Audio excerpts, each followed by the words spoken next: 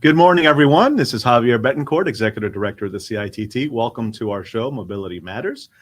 Today, we have two wonderful guests, Commissioner Raquel Regalado, representing District 7, and Meg Daly, who also represents District 7 on the Citizens Independent Transportation Trust, the CITT, and is also founder of The Underline, among many, many other things. So welcome, both of you, to the show. Thank you for taking the time to be here. Thank you. Thank you, Javi. So let's start off with an easy one. Tell us about yourself. And we'll start off with you, Commissioner, and then you, Meg. Well, I'm a lifelong resident of District 7. I'm obviously your county commissioner. Before that, I was actually a school board member. I'm an attorney. I grew up in a Spanish language radio station. My father was a commissioner and then the mayor. And no stranger to this mic. I am no stranger. The joke is, like, as a child, I was given a mic. Some children were given rattles. Regalados are given, microphones. Microphones is what they gave us as small children. I have a daily radio show in Spanish, and I have a show here on Community Papers. And Meg was actually on my show. So thank you for having us on. Cool. I'm like her biggest fan. I'm her biggest fan. I'm her biggest fan. We're going to have to wrestle. We're going to have to arm wrestle right now. Let's do it. Oh, go, Meg. You start talking. We'll arm wrestle. I'm your biggest fan. Both of you. You guys know that. Meg, take it. Tell us a bit about yourself. Well, I actually live in District 7 in Coral Gables nearby. And yes, we did share the microphone, not as children. And I've had the honor of leading the Friends of the Underline for almost a decade now as a volunteer. Also sit on the CITT board, which is doing great work. Really impressive also with your leadership, Javi. And thank you so much for appointing me and trusting me because I'm very proud of the work we're doing on the CITT as well as the Friends. Well, thank you. So you both mentioned District 7. Tell us a bit about the district. You know, what are the cities there? What are the communities like?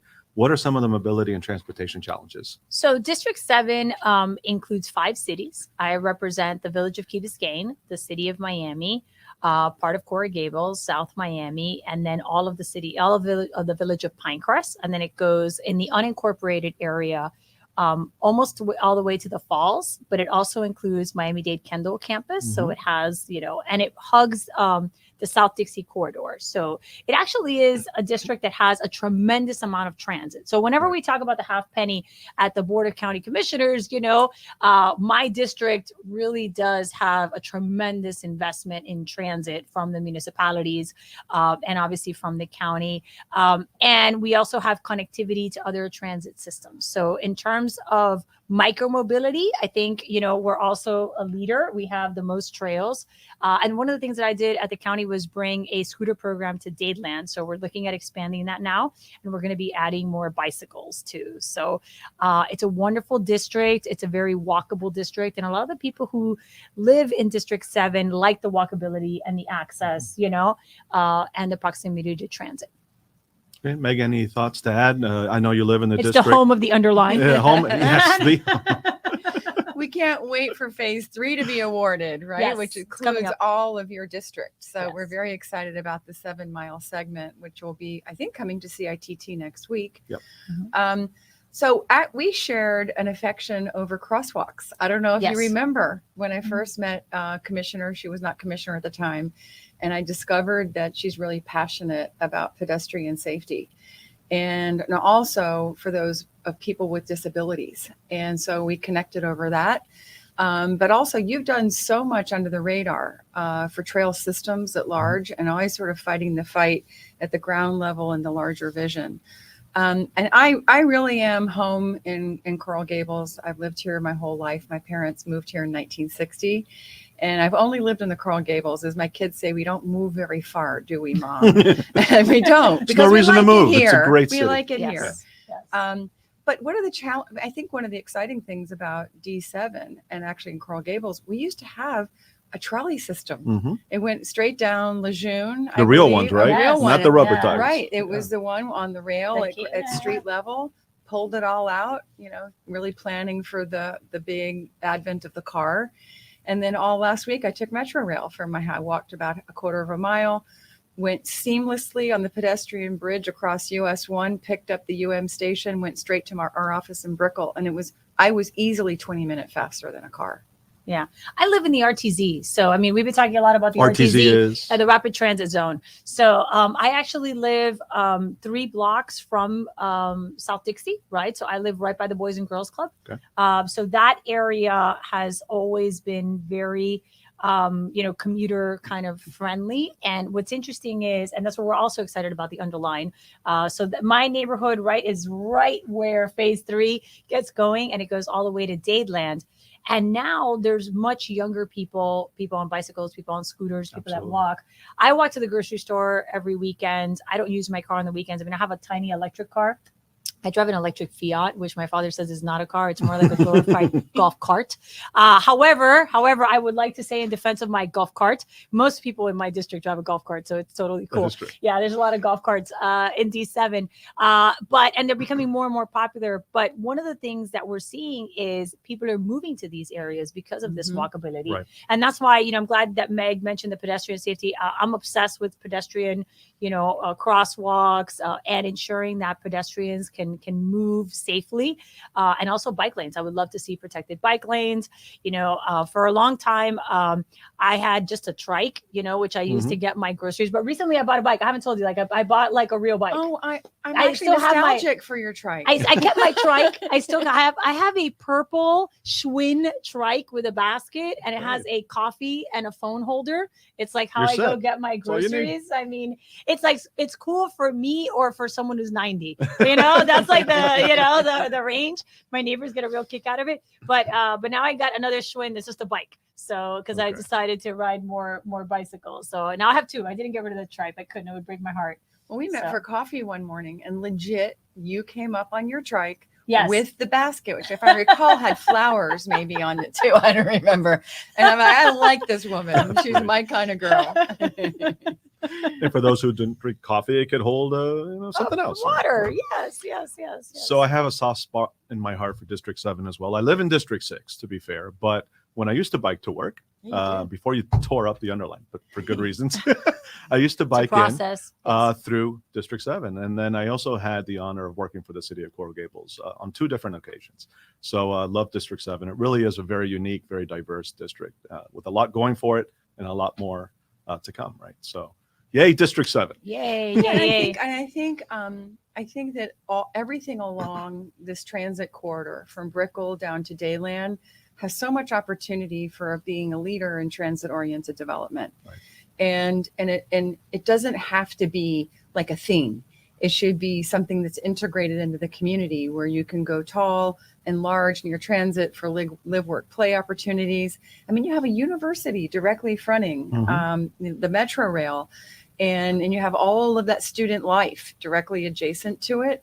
And what I love about the stories that you can tell is along the Underline, you have very different communities at every stop. And that's part of that connection, right? And on foot, on bike, scooter, as well as train, trolley, bus. Right. And to Meg's point about like what's coming, obviously, if you go back in the history of the county, when they came up with the transit system, one of the main things was the nodes. Right. They were going to have this development in the nodes. And it took, I think the first node, which is, Grove Station, was actually planned like in 1979 or something like that. That project is going to be finished in about a year and some change. Right. The Link project, phase 1 is finished. They're working on phase 2. That's the 37th Avenue Douglas Station. Right. Which is transformative. I always joke that like from my porch, I can see both buildings.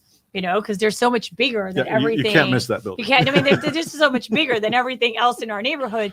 But they also bring one of the things that this district lacked, and that was commercial opportunities. Because I spent a lifetime, I don't know about you, but I mean, I spent a lifetime, taking the Metrorail to Dadeland because like the closest store, was at Dadeland. And now this development that we're seeing along this corridor will give us several grocery stores and all these different people who many of them, like in the case of Link, the majority of people, I think it's like 80% do not have cars. They're riding the Metrorail. And they're using micromobility.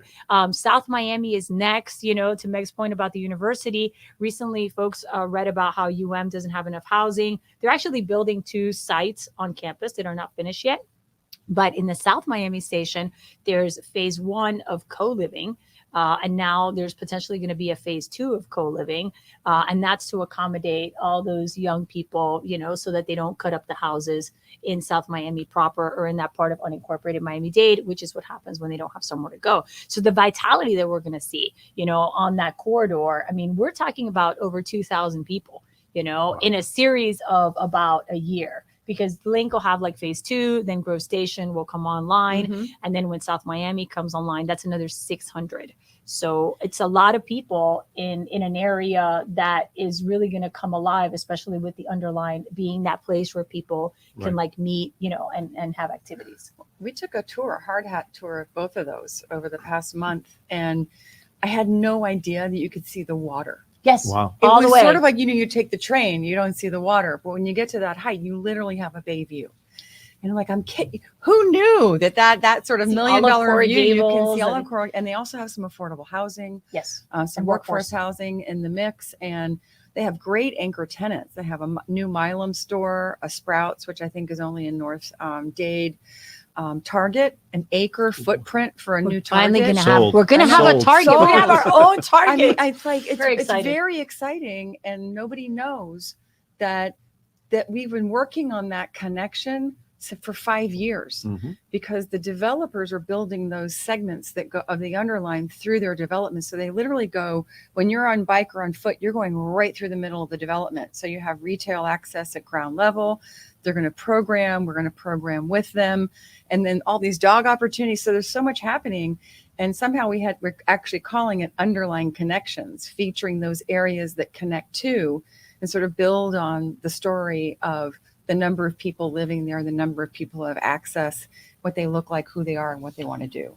And in phase 1 of the Link building, I don't know if you've seen it, Meg, but when you go into their lobby, it's interesting because it's designed to look like a transit station. So it has like all these metal pipes. I love cool. Metal pipes. It's so cool. It's so cool. It's super cool. You got to go check it out just for that. But they have this huge board as you go into like the elevators and the stairs, and it has a live transit, kind of information. So it has like next Metrorail south, time, next north, south. It's truly integrated. And it's real time. It's very cool. Real time. Yeah. The buses, the trolleys. I had them add Tri-Rail and Brightline. So now it has Did Tri-Rail you? and Brightline. Of course, I was like, where are my trains? Choo-choo. So now they added that. It's actually a service called Transit. Which a lot of folks are using, but it gives them all these options. So can you imagine when you walk out of your building, right? You just look over and you can see all these different options you have. And then it has information on first and last mile. And it also has, Uber and Lyft. And if you want to go, in that direction, and it allows you to touch the screen, say where you're going, and it'll tell you like which of the different ways that you can go. So neat. This is going to be the place to live. It is. And live, work, play all in one place. And what's amazing is we always use the term multimodal. And what that means is, doesn't matter if you're on foot or bike or scooter or on train or car, is you have an integrated approach to travel, which is more efficient. There's less of a footprint on the environment, and there's so many advantages to this. And I do think in Miami-Dade County, does need to embrace that model, and planning with transit is sort of the spine of that larger system. I used to say when I worked at the Downtown Development Authority that downtown Miami had become the one place in all of South Florida where you could live comfortably without a car. It's true. Yeah. Because of all the options. This is going to now be the second, right? Yes. This was car cooler. optional community. This one's cooler. Yeah, I don't remember those signs in downtown Miami, so you've leapfrogged ahead of them. I could say that now that I don't work for Then there's the circulator, the freebie. Right. There's a Right, freebie. right. We have the Coral freebies. Gables. Yeah. And we have the freebies Pay in for Miami with the too. half penny sales tax. It as well. is. Yes. Bing, bing, bing, bing. Yes. And South Miami, we have it too. She's got the choo-choo. You Yes. do the ding ding. So you awesome. mentioned Tri-Rail. So in addition to being a commissioner and a radio host personality and being a member of the commission and a member of the TPO, first of all, I don't know where you find the time to do all of this. I know. You're Very also organized. now And- the chair of the South Florida She Regional. bakes. And she bakes. And she bakes. I bake a lot. I love to bake and cook. And you bake for the members of the South Florida Regional Transportation Authority, or I'm the chair. SFRTA, which essentially runs Tri-Rail, right? So tell us Yes. about that organization, what it does, What are some of the cool things So on the horizon? one of the cool things that happens when you become a county commissioner is that, you get to request certain committees, right? And, you get, either you're chair of this committee or you become a member of the other committee. When I became a commissioner, the current president of the county commission, Pepe Diaz, named me to the Beacon Council and then to Tri-Rail. And historically, Miami-Dade hadn't gotten a lot of traction at Tri-Rail. And when Pepe, mentioned like, hey, are you interested in Tri-Rail? I was very interested because my son, Sebastian, who's now 17, had an obsession with trains when he was a little kid. He was that Thomas the Train kid. Mm-hmm. So I used to take him to the railway museum, like down south. Yeah. And I used to take him on Tri-Rail, the Gold Coast Railway Museum. Really Take cool him on place. Tri-Rail. And we don't have a lot of trains here. So, I had to take him on Tri-Rail. That was like my only option. And then when Brightline opened, I started taking him on Brightline too. I grew up spending every summer like in Europe with my mom, and I grew up with trains, riding trains. And I love them. So I was like, yes, I would love to do Tri-Rail, and I would love to do something different with Tri-Rail. So I really went, initially trying to see if we could do something for first and last mile, see if we could change the experience.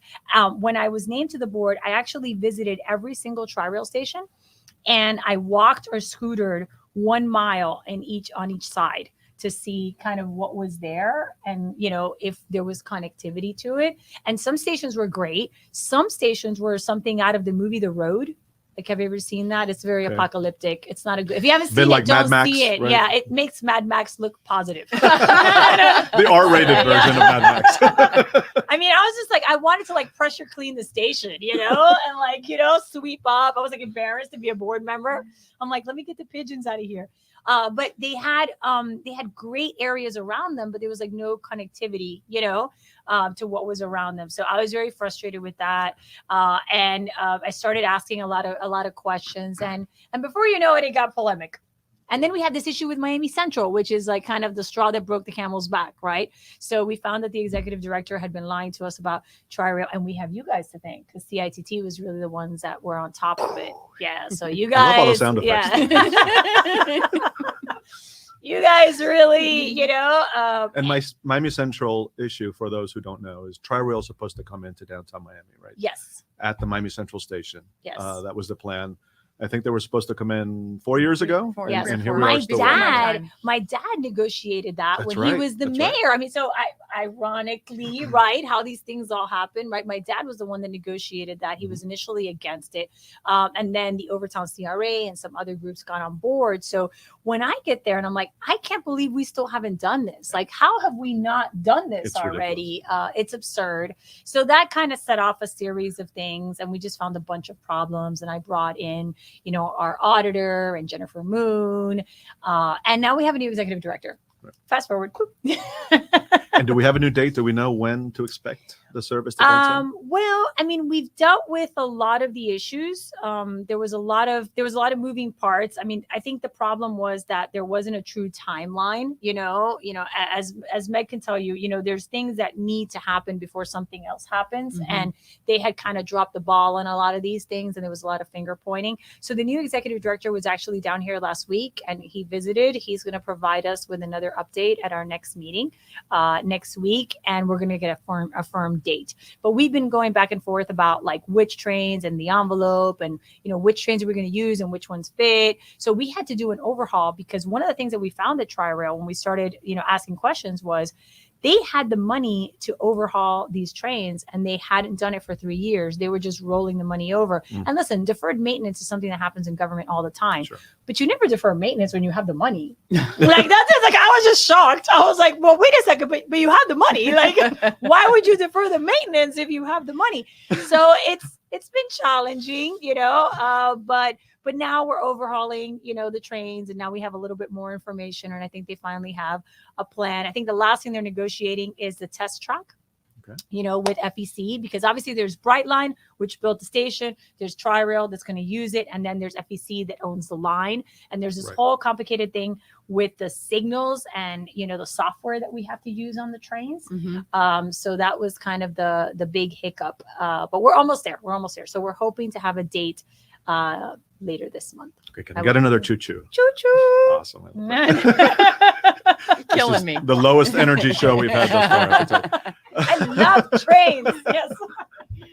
So Meg, let's talk about bike ped a little bit more. So of course there's the Underline, and I give the Underline all the credit for really initiating all these other discussions on bicycle pedestrian mobility. We have the Ludlam Trail, we have the Commodore Trail. You know, everyone wants a trail now because they all want what you're creating with They the all Underline. want to be the Underline. Right. Good. Right. But, you know, obviously these trails are, you know, a small percentage of what ultimately we need countywide. So can you talk about the larger vision of, you know, how we connect Miami-Dade County via bicycle and pedestrian infrastructure? You know, what should we be doing as a county? Well, Parks Department has a master plan for trails. And one of the frustrations and actually opportunities I think we have with the Underline is creating a master plan and implementing it. Right. And people said, wow, big projects can happen. It takes courage and your elected officials to support it. It takes courage within administration to prioritize this project over so many other things that are going on. And I think because we moved quickly, and that was because I think the need. Right. When you're one of the most dangerous places to walk and bike in the country, you can say, look, this is a big gesture. I can check that box, right? And so what it does is you have this belief system now that we can mobilize our community for the better of ourselves and the future of our children, right? So your kids can go to school safely. I used to ride my bike to school. I went to David Fairchild. My kids said we live right by Sunset. Can we ride our bikes to school? Heck no. And when my answer was, it's because of the drivers, which I will say now I was wrong. It was because of the infrastructure. Right. And so all the other stuff can happen, but without the infrastructure, it won't.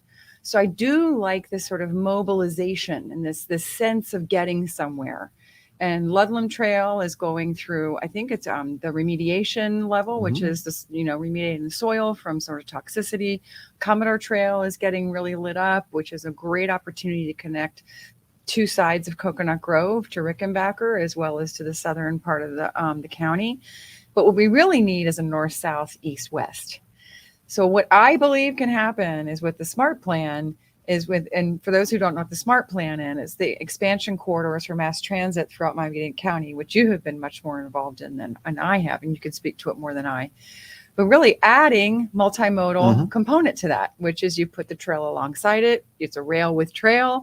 And then with the Underline, it's trail below rail. But whatever it's above, below, beside, make it all work.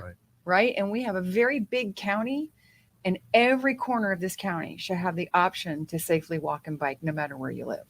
Right. So to add to Meg's point, the South Dade busway, has a bike path, right? It's not going to be the Underline because it doesn't have that much space, but it will have a bike path adjacent, to the busway. A big one. It's a pretty big one. 22 miles. It's a long stretch. It's a long stretch. Not a lot of interruptions, which is great because Right. the intersections are usually quite dangerous. Right. So one of the things that I did when I first got to the county was request this master plan and look at the trails. Miami-Dade County actually has a tremendous amount of trails. We just didn't have a funding mechanism, right? So Meg is too modest. She put together a plan. She got the funding. She went to Washington. She went to the state, and she beat Multiple down. times. She beat down their doors until they gave her money. If Meg comes to you to ask for money, she's not gonna stop until you give her what she wants. She's here again. Yeah. You don't say no to me. Just be like, Meg, here you go. Just save yourself some time. She's not gonna stop. But her persistence really, and her vision, because I don't think people, even those of us who grew up here, when we saw it, we couldn't see it, right? You just saw this dark, dingy thing under the Metrorail, right? Which we did ride our bikes through, but we never thought that it could be fabulous. Right. It was at a minimum practical, right? You could be like, oh, I guess someone could clean this up, right? So it wouldn't be such a mess. But that's kind of where the rest of us left it. Meg really took it to another level and has made it a community space and something that will bring people to this area, and to use transit. So now you don't just use transit to get from this point to this point. You're going to use transit because you want to go to the Underline, or you're going to go to the Underline and then use transit, right? So it's the idea of it all working together, right? And I hate the word synergy, but that's the word, right? You know, it's a little overused, but it is what it is. You know, the fact that you can have all those things work together and that you can have a space that has transit and that has, you know, other forms of mobility and that they would work cohesively is something that for our community is novel, you know, because everybody always thought like either you're on a train or you're in your car or you're on your bike, where, you know, as Miamians, we have a tendency to be a little compartmentalized, right? Yes. Because, you know, our area isn't well planned. So since we don't have a well-planned area, we're kind of like, okay, if you're taking a car, you're taking a car. If you're taking a bike, you're taking a bike.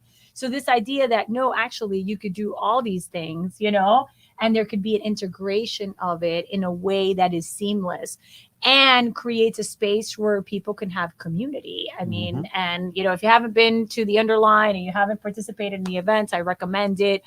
Really amazing, right? I mean, it's not just a transit space, it's a community space. But back to Miami-Dade County, we have all these greenways.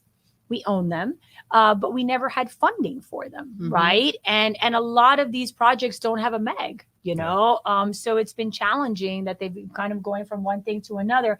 The Ludlam Trail had, you know, the Friends of Ludlam, you know, who had the support of Rebecca Solsa, and she made it like her mission, you know, to get that going.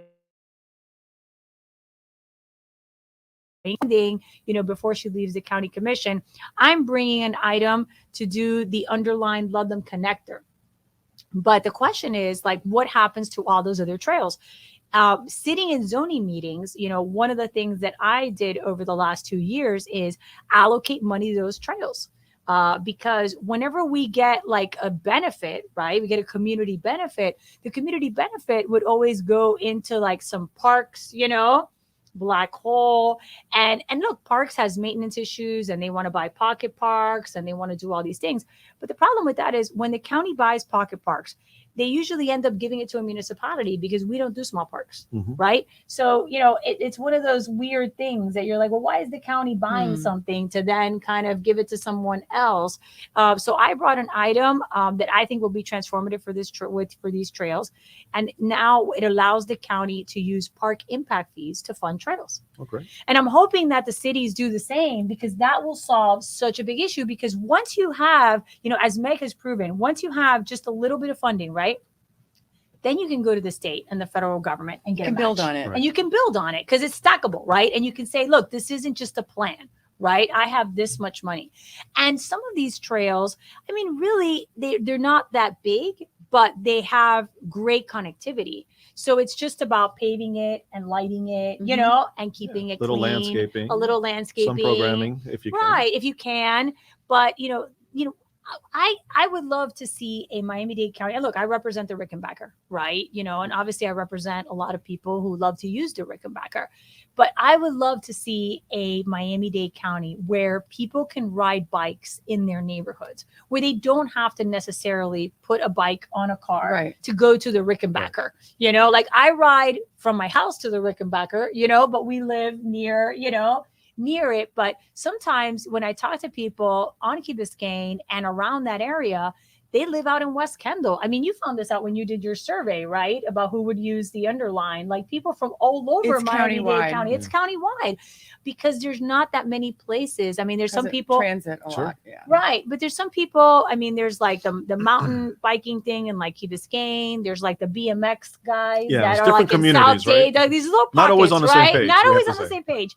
But I think if we had, you know, more options for people, and this is another thing that we've talked about too, kids have nowhere to learn how to ride a bike. You know, when I was a kid, I always joke, I learned to ride a bike on Brickell because it was the safest street by my house where my parents allowed us to ride our bikes and roller skate, because Brickell only had like 5 buildings. It didn't have traffic. This was the 70s. It's a different time. It's one of those buildings. Yeah, it's one of those. Yeah. None of these buildings were here when I was a kid. After 5, it was a ghost town. Yeah, no, there was nothing there. I mean, it was mangroves and a few buildings, and like St. Jude, right? I mean, but you could ride your bike all the way down Brickell, go over the bridge and go into downtown and go back around, and there was nothing there. I mean, when I was a kid, Coral Way was a street that had a lot of traffic. That was our big thoroughfare. And obviously, South Dixie had a ton of traffic. But, just to get an idea, in that entire area, the only restaurant was the Howard Johnson's that used to be like by South Miami. That gives you an idea, like, of, and that was like Wednesdays, all you can eat clam nights, but that's another story. That was the only day we could go. I don't like clams. But clams at a Hojo. I don't know. Yeah, they were good. And peppermint ice cream. Peppermint ice cream. I remember it all very well. In the little baseball cap.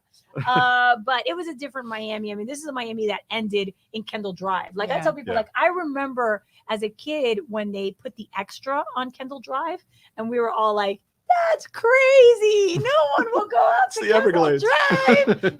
You go out there with a BB gun, like no one's going out there. I think you bring up a really good point about the master plan, because we do have trails. They're just not connected, right? And so if people could get outside of when you're planning, when you're looking at developing, when you're looking at, your schools, instead of saying start here and there, understand where it's supposed to go next, right? So things don't empath begins, empath ends, right? That's the signage that currently exists, pre-underline. But I did want to say, because I do want to get back to you on tearing up the empath, because we have to explain that. Been waiting for that moment. Yes, we have to explain that. I've gained 20 pounds, but it's okay. I know I'm going to lose them all as soon as it reopens. It's the first half mile of the Underline, which is open. It's been open since February of 2021. Nobody knows this. We are operating at 1.8 million people passing through that half mile annually. Wow. The first segment. And we have validated this through Wi-Fi numbers with SUFA, which is a digital kiosk. And it was sort of like, be careful what you ask for, right? That's like the High Line. The High Line never planned for the level of intense use that it's gotten, right? So we have to keep it beautiful. It costs money to keep it clean. It costs money, and we're open 24 hours a day, as will the remaining segments of the Underline. So phase 2 is very different than Brickell. It goes through, these single-family residential communities, many of them historic, Rhodes, Silver Bluff, Shenandoah, connects to North Grove. And so what should that look like? Well, we listened. So there's a huge playground. There's our first of many bioswales. The Vizcaya Station, the whole plaza is being built out, so you can have farmers markets and yoga class and all that. But it is torn up right now. But that's because he was putting in infrastructure. Of course. And because FPL was undergrounding at the same time. Right. So it was intended to be sort of like segment by segment within the 2.25 miles, but it just got too complicated to have this segment work while you had this massive infrastructure program going on with undergrounding as well as stormwater and drainage. Phase 3, which is 7 miles long, the goal is hot wire. And we also have hot wire be fully Wi-Fi. Yes. A great article came out in the Brookings Institute about that recently. Really, and we're sort of seen in the forefront of bringing technology to public spaces, which means that that's a wide open, opportunity for us to bring technology in public spaces. So phase 3 is Southwest 19th all the way to Dadeland, all being built at the same time. So there's going to be internal phasing with that. They'll have construction fences this time, visible. There'll be an additional series of public meetings to hear about vegetation and landscape. We introduced a whole QR code for every tree that's going to be relocated, kept, or removed because of its proximity to Metrorail, potential to tear up what we're building. So there'll be a lot of listening, but very quickly once that project gets awarded. And the whole thing has to be done by 2026 because there's a federal grant that put that timer on. And if you don't deliver it, to change that date, it's an act of Congress, right? Wow. So it's like deliver or die. To get Congress to move on anything. So there's a pain point. Certainly any construction is never pretty, but we're going to try to make it as comfortable. And I think with the proper signage and with really good planning, and moving quickly and not making this a 10-year process. Right. Get in, get it done, get out of the way, and get people on their bikes and on foot again. Listen, you can't make an omelet without breaking a few eggs, right? There you go. Yes. And I'm looking forward to that omelet. 'Cause I love a good And I omelet. gotta tell you, I'm a neighbor. I live in phase 3, right? And my neighbors and I are excited. You know, like we look at the chaos like down the street and we're like, we want that chaos. Right, Like, right. let's start phase 3. You know? 100%.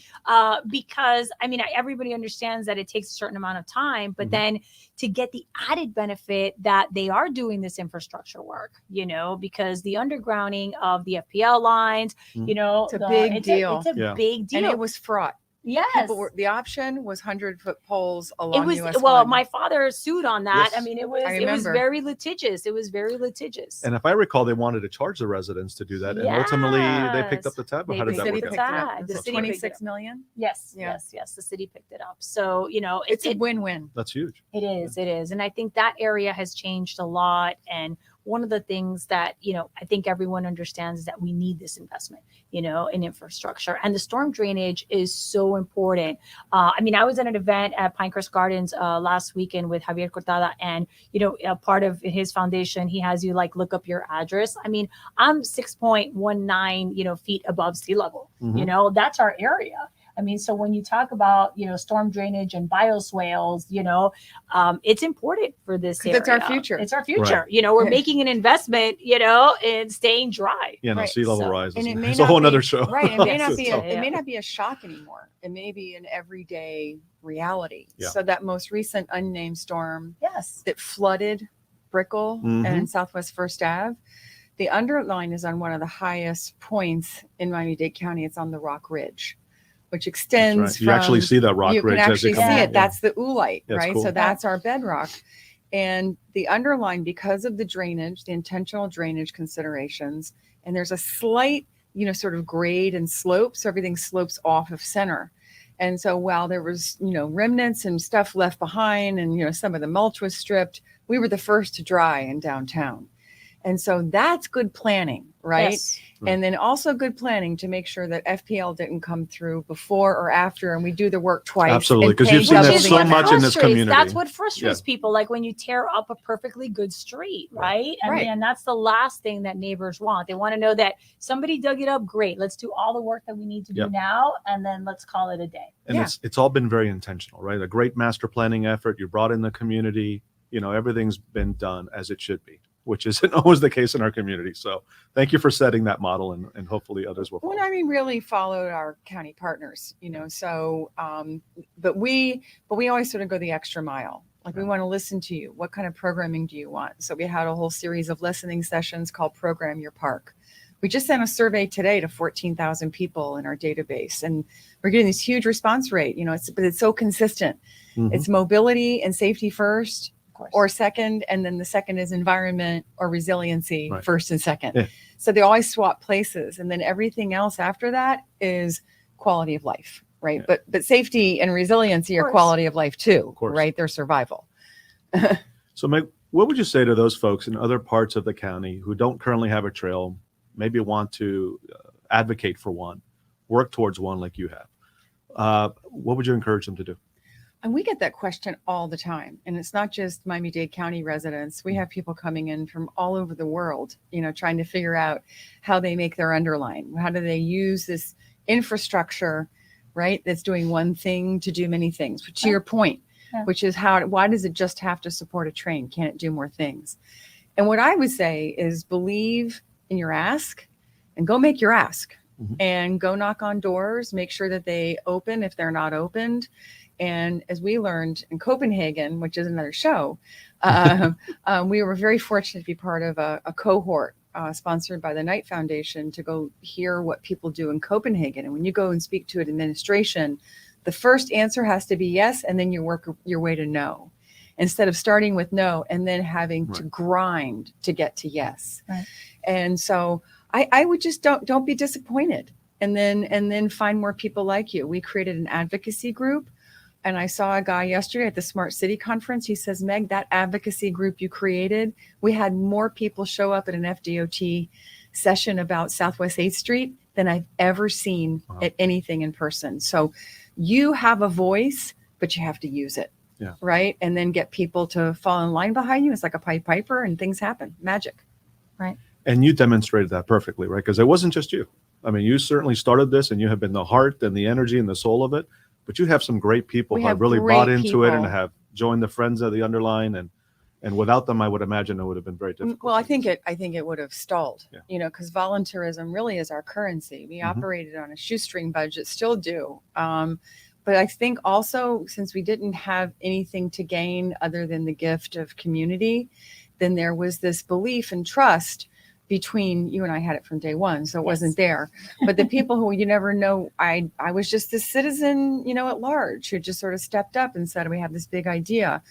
But it was a lot of just social media, bringing people with you. Let's go ride bikes. Let's go be cheerleaders together. Let's toot that horn. But and then if you have a good idea and good people, then you have a movement. Yeah. And once you have a movement, it's very hard to slow it down. Look, and I think that people want to do something positive, right? There's so much poison in the air. Nationally, it's trickling down, unfortunately, to the state level and even locally.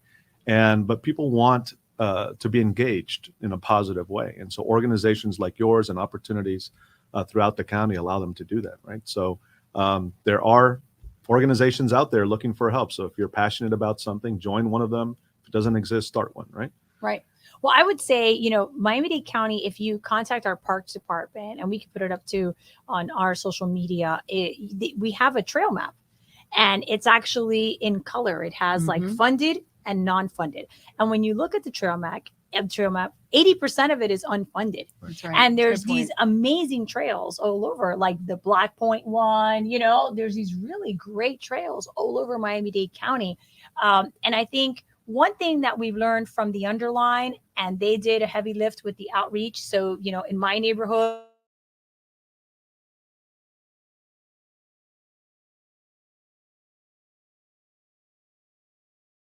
of engagement, I think we can say that, right? That's true.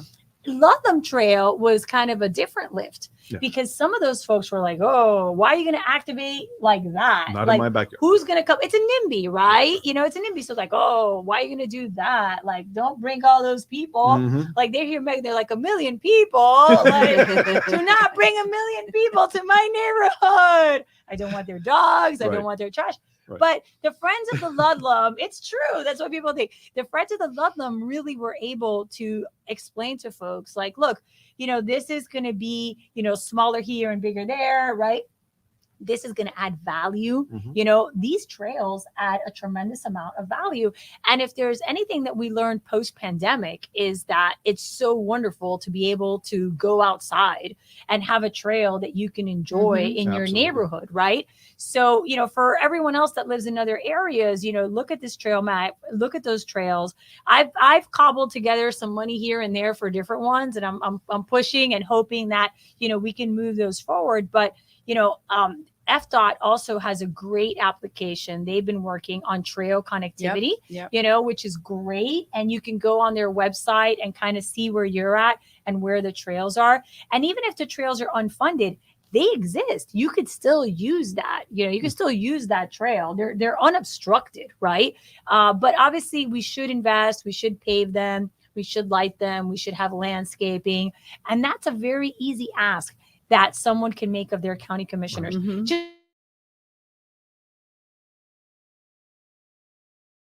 I put in, the park impact fee was $1 million. I put in, $500,000 in one trail and $500,000 in another trail that were near that development. $500,000 on a trail that is a narrow bike path / pedestrian is a lot of money. You could do a lot with that. I mean, we talk about like how expensive green paint is, and that we should be making. The three of us should make green paint. I'm just gonna start. We're in the wrong business. Thermoplastic business. Every time I'm like, how much does that cost? They're like, oh, because they granulate. I'm like, I can break some glass. I'll just break some glass at my house and just be like, go out there and make my own green paint. But that's another show. We'll talk about green paint. The TPO, has great stories about how much green paint costs. But with a very little amount of money, you could go a long way to at least start, some of these trails and start having that connectivity. But the neighbors need to understand that this is a benefit, that it's actually going to, help their neighborhood, help their property values, and give them something to do, for generations to come. Well, I want to jump in because I forgot to mention that one of those times I knocked on a door, it was yours. Yes. and there was a shortfall for Wi-Fi to be able to build out the infrastructure. That triggered a Knight Foundation match, right? So if you can find a model where you have a commissioner that believes and invests, and then private sector match, it's a very powerful message. And I think I mentioned this yesterday. The Underline is a PPP, but it's a partnership of the philanthropy. And so it's like the P's it's a much longer list of P's, and it does include philanthropy, which I do think is something that's really important, is to bring the private sector in as an investor in infrastructure. And it's a challenge. Yeah. Because I think that's sort of somebody else's job.